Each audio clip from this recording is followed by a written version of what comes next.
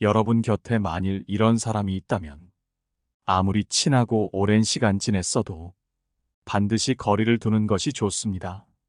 이런 사람은 사람의 마음을 이용하기에 이런 사람에게 마음을 주고 지낸다면 그 사람 때문에 억울한 일을 나만 떠안게 되는 경우가 많다 합니다. 특히 오늘 말씀드릴 몇 가지 유형의 사람은 우리 주변에서 흔히 볼 수 있기에 더욱 더 조심해야 할 것 같습니다. 오늘은 여러분과 함께 아무리 친해도 거리를 두는 것이 좋은 사람 특징과 이런 사람들을 어떻게 대처해야 하는지를 알아보겠습니다. 인간관계에 도움이 될 오늘의 지혜를 잘 들어봐 주신다면 큰 도움이 될 거라 생각합니다. 첫 번째, 정을 이용하는 사람 손절하라. 정이라는 것은 사람과 사람 사이에 존재하는 따뜻한 마음이다. 이런 마음을 이용하는 사람들은 가장 먼저 손절해야 하는 사람이다.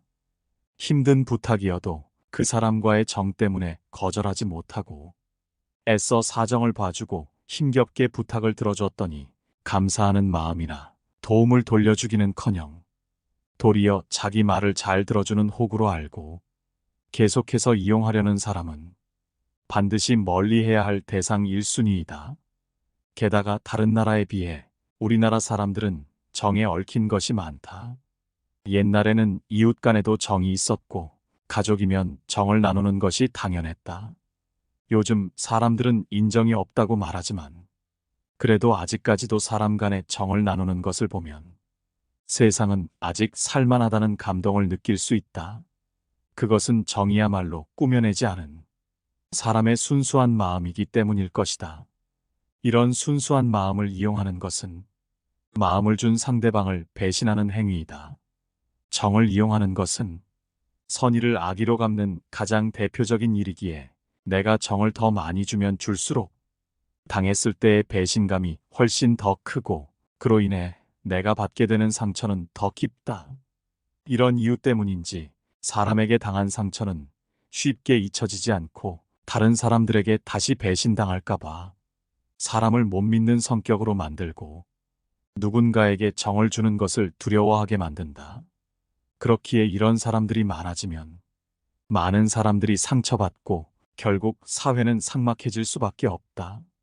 이런 사람은 정을 준 사람 한 사람뿐만 아니라 함께 사는 사람들 모두에게 피해를 주는 것이다. 사람을 좋아하는 나머지 정이 많아서든 정에 약해서든 정이라는 감정에 휘둘리게 되면 올바른 상황 판단을 할 수 없고 아무리 똑똑한 사람이어도 정에 눈이 멀어 사람을 잘못 보기도 한다. 이로 인해 한 번 정을 주게 되면 그 사람이 계속해서 실수하고 선을 넘는 게 눈에 보이는 절대 가까이 둬서는 안 될 사람인데도 그들에게 싫은 말도 못하고 그들의 부탁에 쉽게 거절도 못하는 지경에 이른다. 상대가 무슨 행동을 하더라도 무슨 이유가 있겠지라고 생각하는 등 상대의 행동에 대해 좋은 쪽으로만 해석하느라 결국 자신을 무방비하게 만들기까지 한다. 그렇기에 그 사람의 평소 행실을 보고 판단해야지 오래 지냈다는 이유만으로 사람을 판단해서는 안 되고 그 사람에게 측은한 마음이 들수록 우리는 정을 조심해야 한다. 정이란 따뜻한 마음이니 좋은 감정이지만 이런 감정을 이용하는 사람이 있기에 부탁을 받았을 때 무조건 정 때문에 들어주는 것이 아닌 내 사정을 먼저 살피고 그 사람의 행동을 곱씹어 본 후에 그 사람이 정을 주고 받아도 되는 사람인지를 확실하게 판단하고 들어주어야 한다. 누군가는 사람에게 마음을 줄 때는 돌아올 것을 바라지 말고 그저 주면 된다고 하지만 내가 준 마음이 바르게 쓰이는 것이 아니라면 둘 모두에게 부정적인 영향만 미치는 것이다. 그렇기에 정을 주더라도 정을 줄 만한 사람에게 올바로 주는 것이 중요하다. 두 번째, 자꾸 명령하고 지시하는 사람 손절하라. 인간관계는 서로 간의 배려가 필수적이다. 그렇기에 아무리 친한 사이더라도 상대방의 기분을 고려해서 말해야 하는 것이고 업무적인 부분이 아니고 개인과 개인 사이에 무언가를 요구하기 위해서는 정중하게 부탁을 해야 한다. 결코 명령한다던가 지시를 내려서는 안 된다. 지시와 명령이 몸에 배서 무슨 말만 하면 이래라 저래라 하며 사람의 기분을 상하게 하는 사람은 곁에 두지 말고 손절하는 것이 이롭다. 그 사람이 말하는 내용이 옳든 아니든 지시와 명령을 하며 남에게 고압적으로 대하는 것이 습관처럼 자리 잡은 사람, 바꿀 수 없는 자신의 성격처럼 된 사람은 계속해서 남의 기분을 상하게 하고 자기 자신만 항상 옳다고 생각하기에 가까이 두며 스트레스 받을 이유가 없다. 경우 없는 사람들이 하는 지시와 명령을 계속 받아주면 나의 의사 결정에 참견할 명분을 주고 나를 휘두를 기회를 주는 것이다. 모든 의사 결정은 내가 하는 것이고 책임도 내가 지는 것이기에 남이 간섭할 부분이 하나도 없지만 이런 사람들은 자기 일도 아니면서 자기 일처럼 참견해대지만 자기가 참견해서 일이 잘 되지 않으면 책임을 대신 져주지는 않는다. 그렇기에 이런 참견으로 인해 일이 잘 풀리지 않았을 때 항상 손해를 보고 책임을 지는 것은 나 자신이다. 그렇기에 지시와 참견이 몸에 밴 사람에게는 반드시 선을 그어야 하고 계속해서 받아줘서는 안 된다. 할 말은 해야겠다며 마치 자신의 성격이 쿨한 척 무례한 말을 거침없이 하는 사람, 나는 뒤에서 말하는 성격이 아니라며 면전에 대고 무례하게 말하는 사람, 항상 그렇게 해와서 당연한 것이 되어버린 몹쓸 사람들의 말이 아무리 옳더라도 그 얘기를 듣는 것이 괴롭고 그 자리를 피하고 싶은 이유는 다름 아닌 그 사람이 말하는 태도 때문이다. 이런 상황에서도 그 사람의 말이나 행동을 좀처럼 막지 못하고 계속 듣고 있는 이유 중 하나는 태도는 별로지만 내용이 나를 위한 것이 아닐까 하는 그 사람의 의도를 스스로 생각하고 말하는 형식보다도 내용이 더 중요한데 이것을 받아들이지 못하면 자신이 속 좁은 사람이 되는 것 같고 나에게 진심 어린 조언을 해주는데 이를 듣기 싫다고 거부하는 것은 사람으로서 해야 할 도리가 아니라고 생각하기에 듣기 싫은 얘기도 억지로 들어주는 것이다. 이렇게 태도도 글러먹은 사람을 나에게 쓴소리를 해준다고 해서 좋은 말은 입에 쓰다고 해서 이런 태도를 용인하고 이런 사람을 곁에 둘 필요가 없다. 이런 상황에서는 한 가지 방법이 있다. 이러한 사람들이 고압적으로 대하는 이유는 갑질을 위함일 수도 있지만 친한 사이에도 이렇게 하는 것은 그들이 소통할 줄 모르기 때문이다. 완곡한 말로 대화를 하고 사람의 기분을 배려하는 공감 능력이 부족하고 사람을 대하는 것이 서툴기 때문인 것이다. 오래전부터 할 말은 다 하며 사는 강직함을 고상한 품성으로 여겨왔는데 사실 고대에도 말을 너무 강직하게 하는 사람들은 사람들 사이에서 결코 환영받지 못했다. 보통의 대화 예절과 인간 심리에서 보더라도 누군가 무례하고 직접적으로 무언가를 지적하고 명령한다면 기분이 결코 좋을 수가 없다.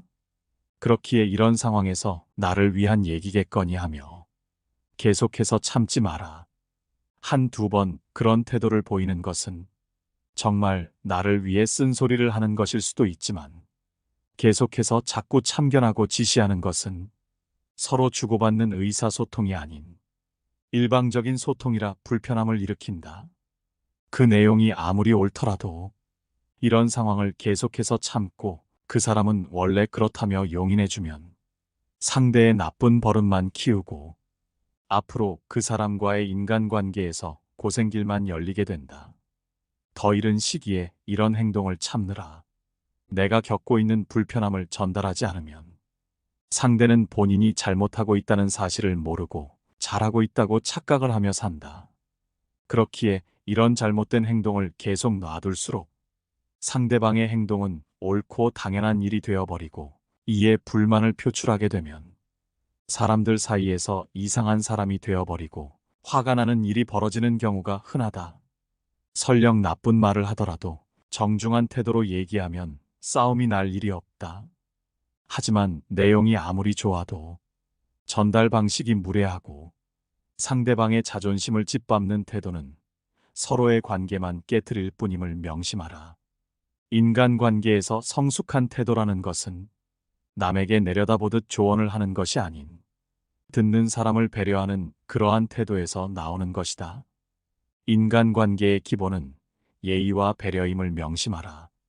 이러한 잘못된 태도를 고치지 않는 사람 때문에 스트레스 받고 주도권을 놓친 채 끌려다니느니 그 시간에 나와 맞고 더 좋은 사람과 시간을 보내는 것이 훨씬 이롭다는 사실을 명심하라. 세 번째, 비약이 심한 사람 손절하라.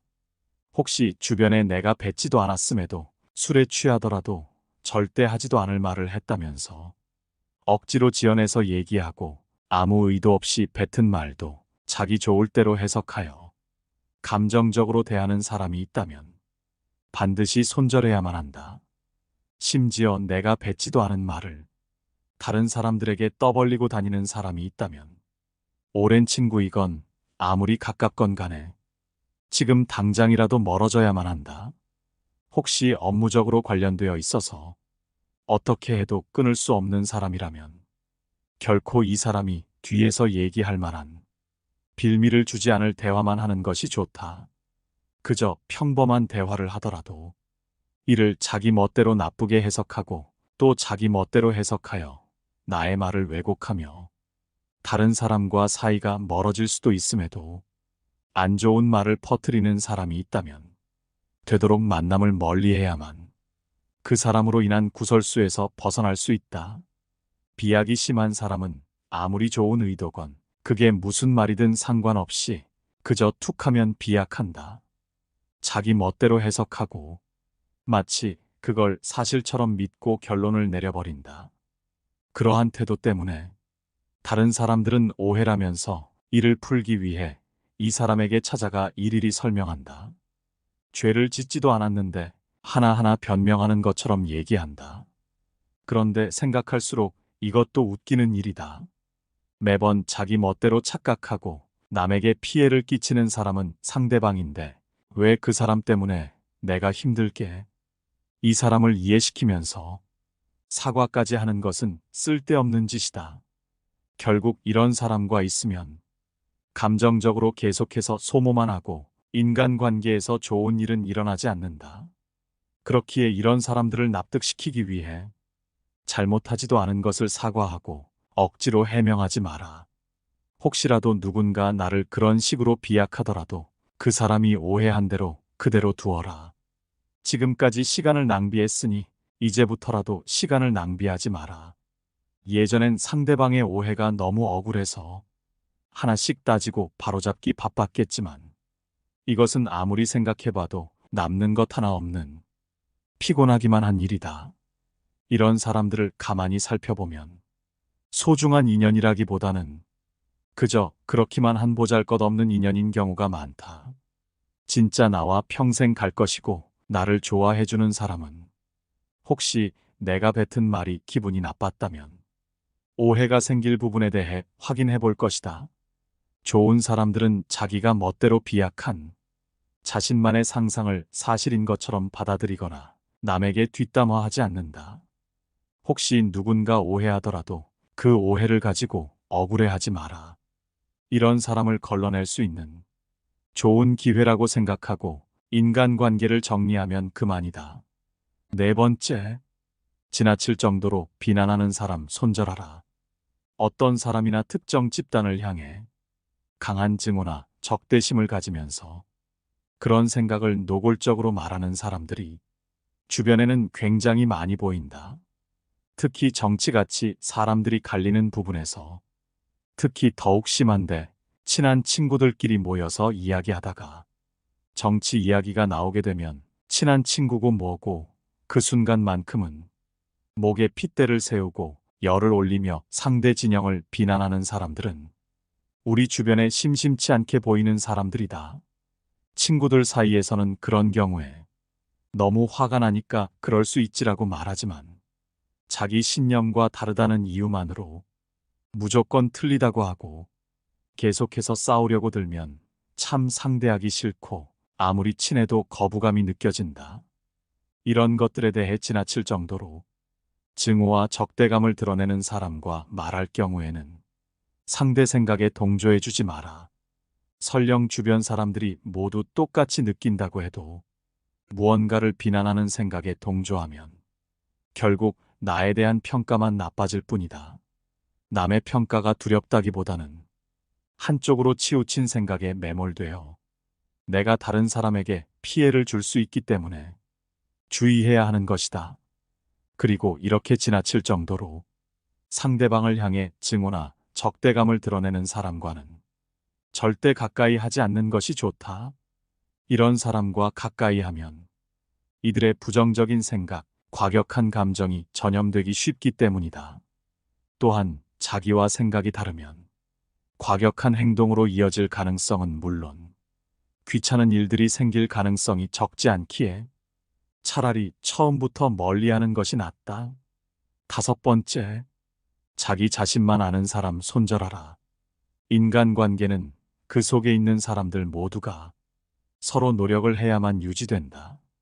그렇기에 자기 자신만 아는 사람이 주변에 있다면 인간관계는 결코 오래 갈 수 없고 나에게 기쁨이 아닌 고통만 주는 일이 된다.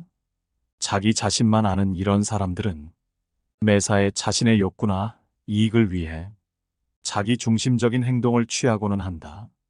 이러한 사람들은 대개 자기 중심적이며 자신의 이익을 최우선으로 생각한다. 사람인 이상 어느 정도의 욕심은 있지만 이러한 부류의 사람들은 그것이 너무 지나치다. 이러한 욕심과 탐욕이 너무 큰 경우 다른 사람들의 필요나 이익을 감안하지 않고 오로지 자신의 이익만을 추구하기 때문에 다른 사람들에게 돌아갈 이득도 빼앗고 심지어는 해치기도 하며 손해를 입힐 수도 있다. 이런 사람을 알아보기 위해서는 공통적으로 갖고 있는 특징을 살펴보아라. 우선 그들은 자기중심적이다. 자기중심적인 사람들은 남이 잘 되는 것에 관심이 없다. 오로지 자신의 이익과 만족을 최우선으로 생각한다.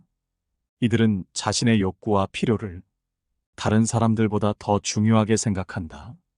그렇기에 대부분의 사람들처럼 모두가 함께 나눠 갖는다든지 서로 밥을 한 번씩 산다든지 하는 일반 사람들의 생각을 갖고 있지는 않다.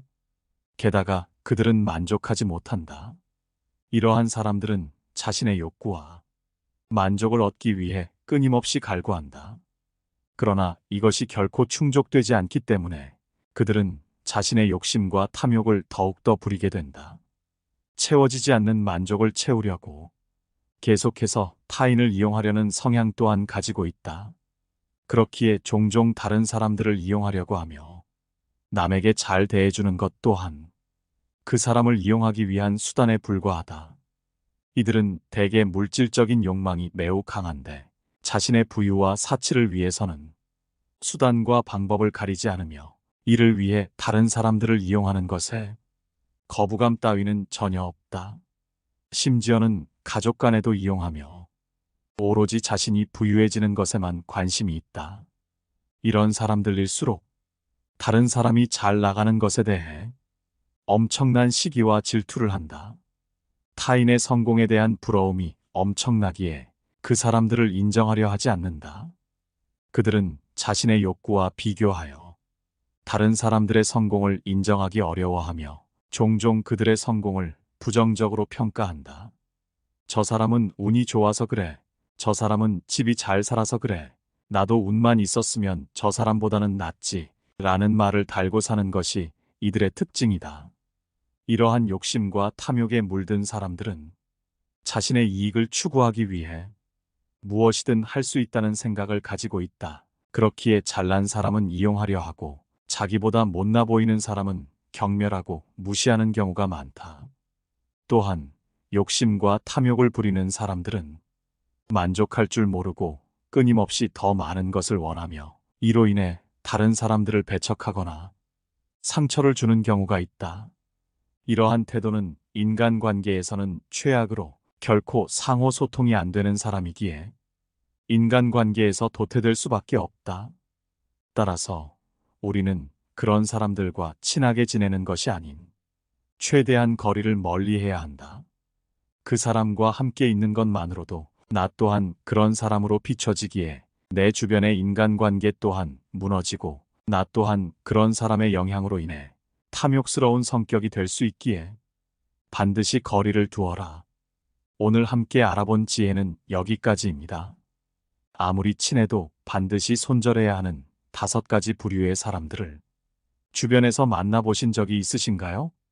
이런 사람들을 손절해야 한다는 것에 여러분은 어떤 의견을 갖고 계신가요? 여러분의 생각이 궁금합니다. 여러분의 의견을 댓글로 남겨주시면 감사하겠습니다. 오늘 함께 알아본 지혜가 우리의 인간관계에 많은 도움이 되고 항상 우리 삶에 좋은 일만 생기기를 바랍니다. 영상을 시청해 주셔서 늘 감사드리며 행복한 하루 되시기 바랍니다. 감사합니다. 깨달음의 광장입니다.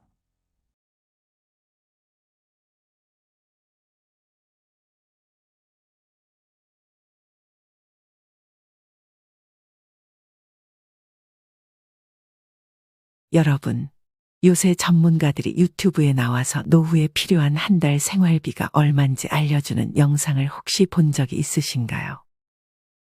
하지만 이상하게도 그런 영상에 출연하는 전문가들은 한 달 생활비가 부부 기준 600만 원 이상은 필요하다는 등의 너무 많은 비용을 이야기합니다.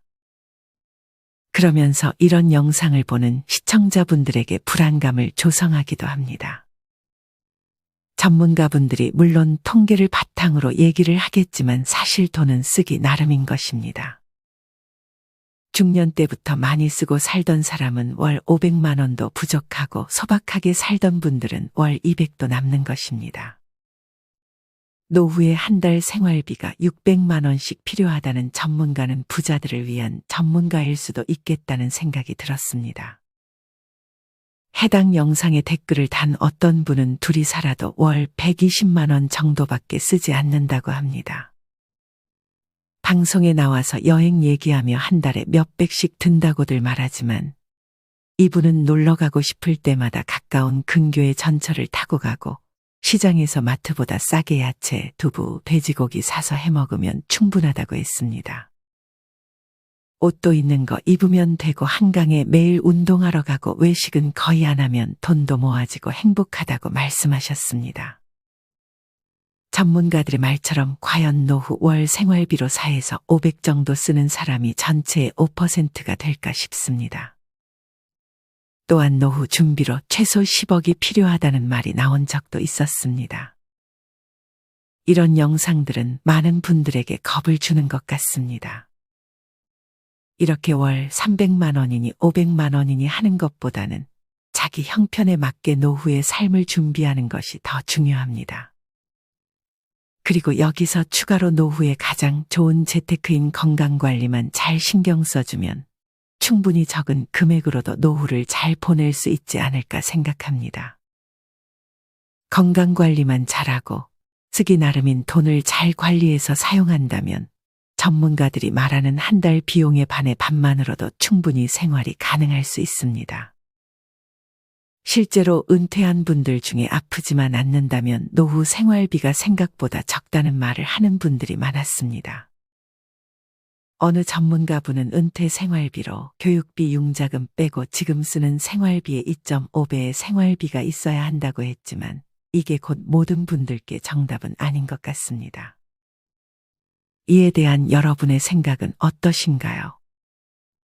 노후에 일을 할 수 있으면 물론 좋지만 그렇지 않다면 연금 등 은퇴 후에 들어오는 돈을 잘 고려해서 그에 맞게 생활을 맞춰주는 방향이 좋은 방향인 것 같습니다.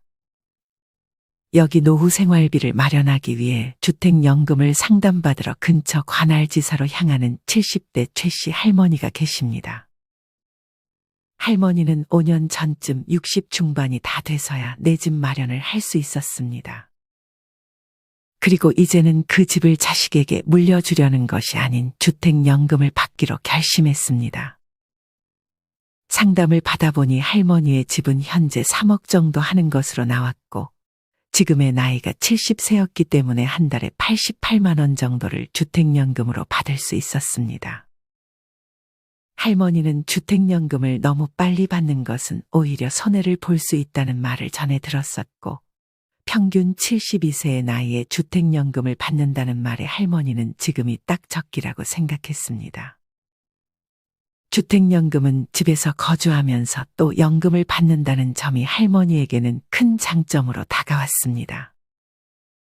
어쨌든 한 번 살면 평생 이 집에서 살아야 하지만 할머니는 지금 사는 동네가 편하고 만족스러웠기 때문에 이 부분은 큰 문제가 되지 않았습니다. 특히나 걱정했던 것이 주택연금을 신청하면 기초연금이나 국민연금을 받는 것이 줄지 않을까였지만, 주택연금은 부채로 계산이 되기 때문에 주택연금을 받더라도 기존에 받던 연금은 그대로 받을 수 있었습니다. 주택연금은 대출로 분류되다 보니 일반 연금들과는 달리 내게 수입으로 잡히지 않기 때문에 매달 받는 것이더라도 연금을 받거나 더 나아가 건보료를 산정할 때도 불이익을 당할 걱정을 하지 않아도 된다는 점도 아주 좋게 생각이 되었습니다. 주택연금에도 종류가 다양했지만 할머니는 일반 주택연금 그리고 정액형을 선택했습니다. 물론 이렇게 하면 아파트 가격이 오를 때 받을 수 있는 연금이 늘거나 물가가 많이 올랐을 때 그만큼 오르는 것도 아니었지만, 할머니는 그냥 일정하게 돈을 받는 것을 원했습니다. 주택연금을 해약할 때는 손해가 있었기 때문에 할머니는 평생 주택연금을 받으며 이 집에서 지내기를 희망했습니다.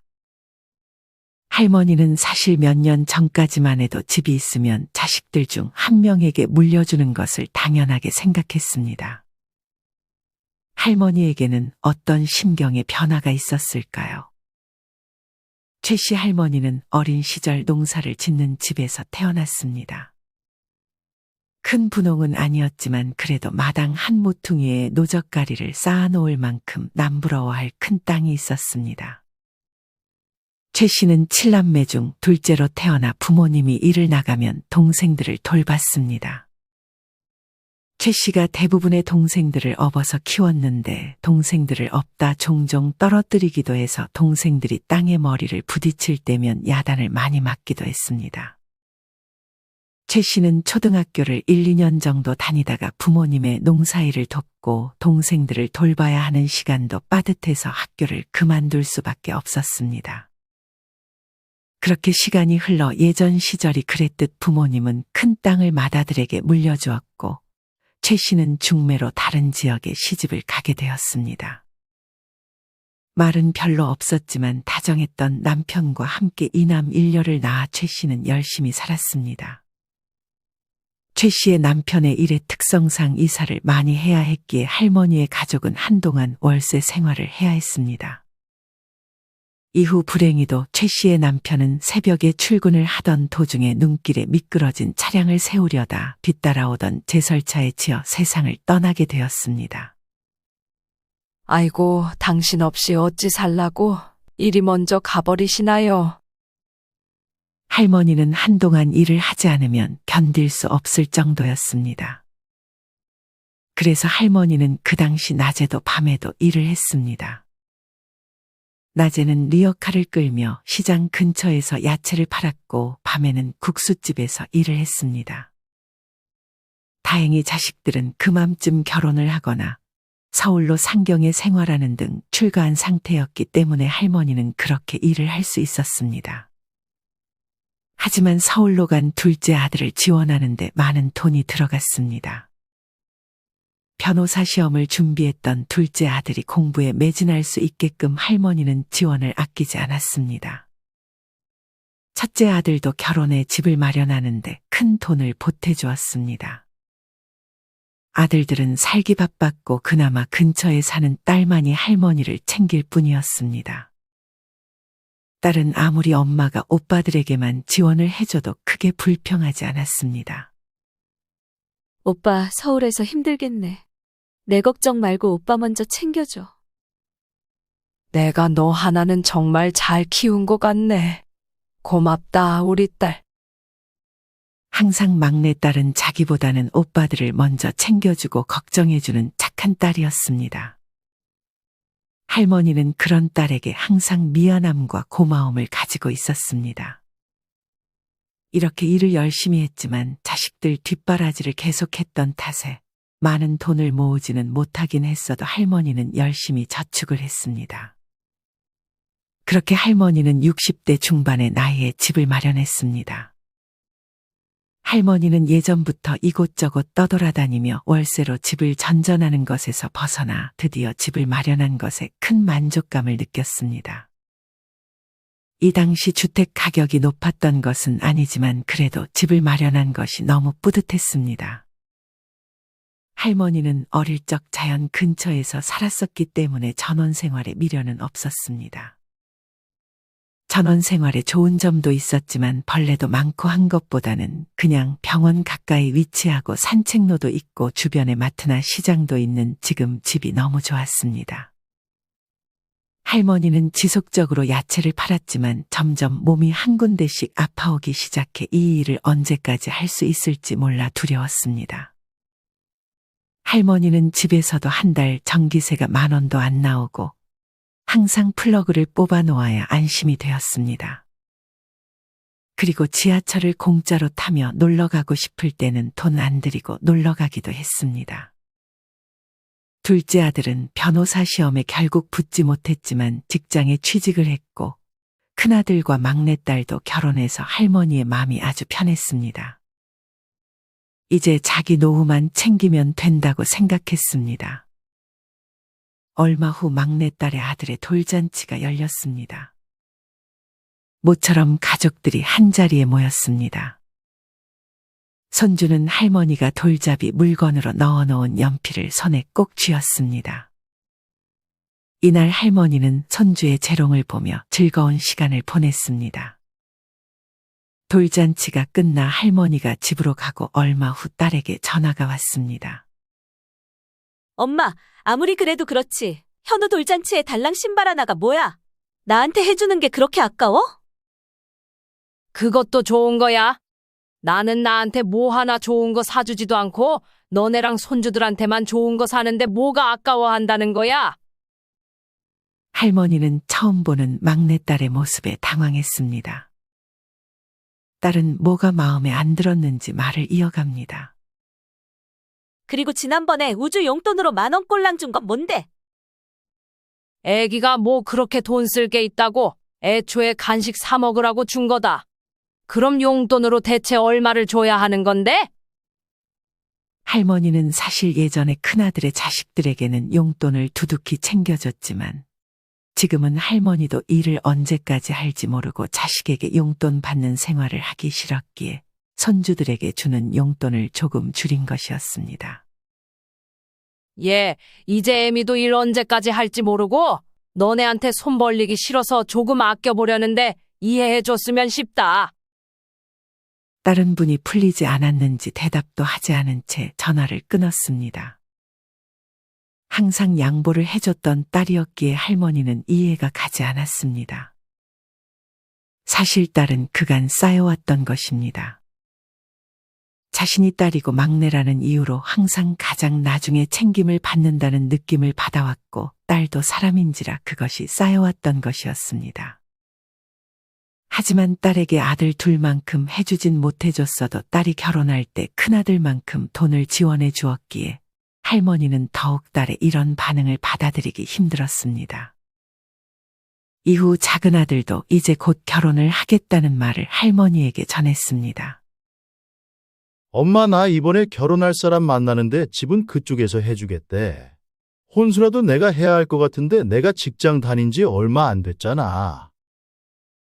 다들 짝이라도 한 것처럼 큰 아들도 전화가 와서 엄마, 아무래도 우리 창현이 데리고 미국에서 살까 하는데 당장 내가 거기서 바로 직장을 얻을 수 있는 게 아니라서 조금만 도와줄 수 있어?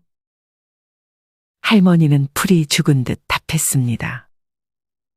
생각해 보마. 부모 노릇은 눈 감기 전까지라더니 자식들은 나이가 들어도 아직 어린애 마냥 할머니에게 기대는 버릇이 있었습니다. 자식들의 부탁이라면 뭐든 들어줬던 할머니는 그간 자신의 행동을 후회했습니다. 할머니는 자식들의 부탁은 뭐든 들어줬었습니다. 그냥 그때는 할머니도 그렇게 하는 것이 좋았습니다. 잠깐 서울 집에 좀 와서 손주들 좀 봐달라.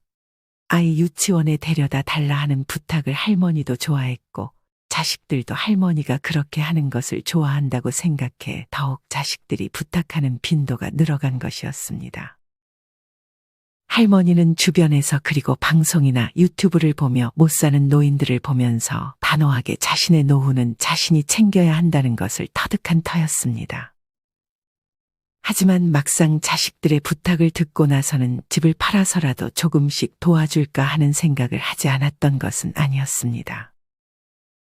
그래도 일을 하고 있었고 연금을 꼬박 받았기에 집을 팔아도 충분히 살 수 있지 않을까 고민하기도 했습니다.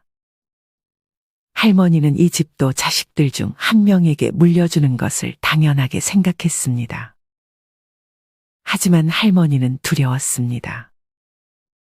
내가 일을 더 못하게 되면 나는 자식들에게 용돈을 받으면서 생활해야 하는 건가? 자식들이 내가 아프면 나를 확실하게 챙겨줄까? 와 같은 생각이 들었습니다. 할머니는 단호해져야 했습니다. 그리고 자식들과 상의하지 않고 지금 살고 있는 집을 담보로 주택연금을 신청했습니다. 얼마 후 큰아들이 전화가 와서 엄마, 생각해봤어? 아무래도 앞으로는 금전적으로 도와주기는 힘들 것 같구나. 뭐라고? 생각해본다며? 지금 비자랑 다 준비했는데 뭐야? 그래, 생각해본다고 했지 누가 해준다고 그랬냐? 그리고 너한테 제일 많이 해줬는데 왜 너까지 불만인 건데? 내가 가는 것도 아니고 너가 이제 가장이면 거기서 조금 고생해서라도 돈을 벌 생각을 해야지. 그 나이에도 손 벌릴 생각을 하니? 아들은 화가 났는지 말도 없이 전화를 끊어버립니다. 통화가 끝난 지 채 1분도 되기 전에 작은 아들에게서 전화가 옵니다. 엄마, 내가 한 말 생각은 좀 해봤어. 할머니는 큰아들에게 말했던 그대로 못 도와줄 것 같다며 거절했습니다. 큰아들과의 대화를 듣기라도 한 듯 작은 아들은 큰아들이 했던 말 그대로 하며 같은 반응을 보였습니다. 할머니도 큰아들에게 했던 그대로 손 벌릴 생각 이제는 하지 말라고 단호하게 말했습니다. 뒤늦게 할머니가 집을 담보로 해서 주택연금으로 돌렸다는 사실을 알게 된 딸도 전화가 와 엄마, 집을 주택연금으로 돌렸어? 내가 오빠들을 위해 희생한 게 얼만데? 양심 있으면 그 집은 놔줘야지. 이제 엄마한테 연락할 생각 없으니까 손주 볼 생각도 하지 마. 딸은 아직도 자신이 받은 게 적다는 걸로 분이 풀리지 않았는지 손주를 가지고 협박을 하며 할머니에게 소리쳤습니다. 할머니도 다 필요 없고 연락할 생각 이제 하나도 없어졌다며 단호하게 말했습니다. 너 결혼할 때 내가 보태준 건 대체 뭐냐? 그리고 손주 봐달라고 할 때마다 너네 집까지 찾아가면서 봐줬는데 해준 게 뭐가 부족해서 큰 소리야? 할머니는 이후에도 걸려온 자식들의 말에 절대 흔들리지 않고 들어오는 돈에 맞춰 생활했습니다. 할머니는 자식들에게 자신의 재산에 대해 다 설명했고 도와줄 수 없다는 상황까지 하나씩 설명했습니다.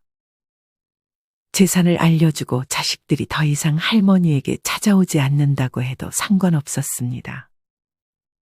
차라리 잘 됐다고 생각했습니다. 돈 때문에 잘해주는 자식들은 필요 없다고 느낀 할머니였습니다. 하지만 자식들은 이제 금전적으로 안 되니까 뭐라도 뽑아먹으려는지 할머니에게 부탁하는 것이 점점 늘어갔습니다.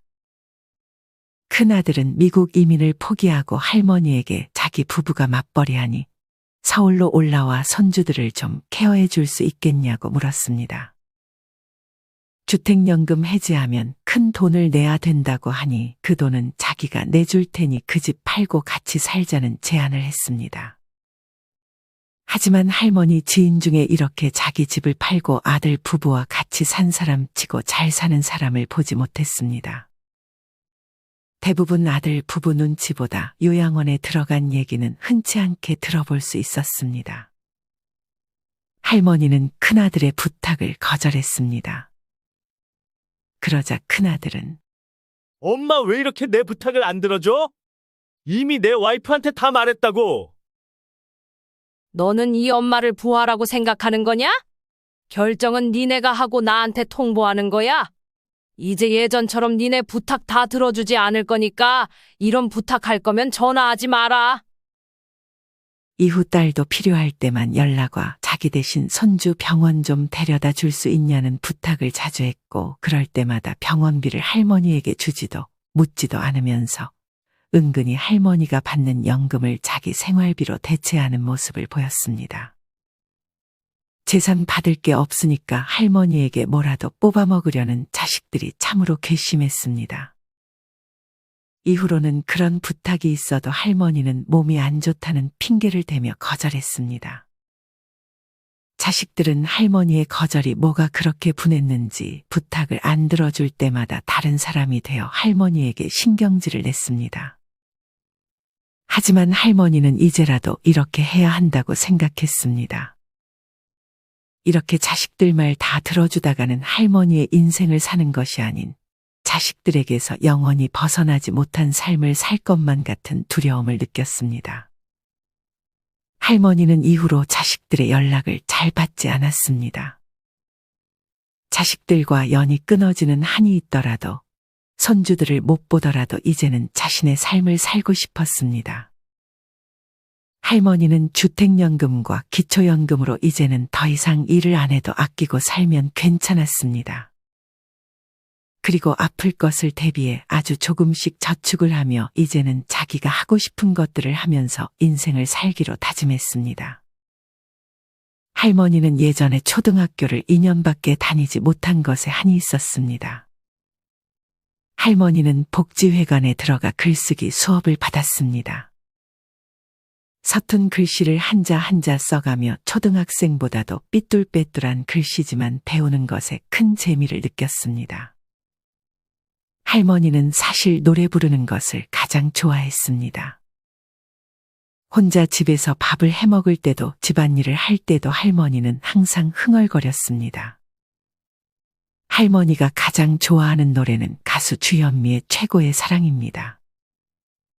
할머니는 노래도 잘 부르고 싶어 취미 보컬 시니어반에도 들어갔습니다.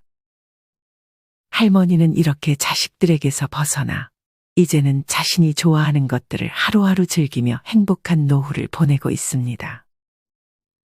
자식들이 연락이 안 올 때면 가끔 서운하긴 하지만 할머니는 그래도 자식들에게 굳이 먼저 연락하지 않습니다. 자식들에게 해줄 것 다 해줬고 자식들을 위해 긴 인생 살아왔기 때문에 할머니는 그렇게 남은 인생 할머니 자신을 위하며 즐기고 있습니다. 여러분은 이런 최씨 할머니를 보며 어떤 생각이 드시나요? 많은 노인분들이 자식들이 집에 방문할 때나 귀여운 손주들을 볼 때가 가장 즐거운 낙이라고 생각합니다. 그래서 자식들에게 금전적으로 지원해주고 나중에 나를 케어해줄까 의심하면서도 자식들에게 내가 가진 전부를 주기도 합니다. 하지만 인생 말년에는 자식에게 줄 여유가 있어도 눈 감기 전까지는 그 돈을 손에 꼭 붙들고 있어야 합니다. 말년에는 내가 가지고 있는 것을 잘 지키고 자식들에게 손 벌리지 않으며 건강관리를 소홀히 하지 않고 내가 가진 취미를 잘 즐기며 생활하는 것이 가장 좋은 노후의 삶이 아닐까 생각합니다. 여러분이 생각하는 좋은 노후는 어떤 모습인가요? 여러분이 희망하는 노후의 모습을 댓글로 남겨주세요. 이상으로 오늘의 영상을 마치겠습니다. 우리 모든 구독자분들의 행복한 여생을 응원합니다. 다음에 더 좋은 내용으로 찾아뵙겠습니다. 감사합니다.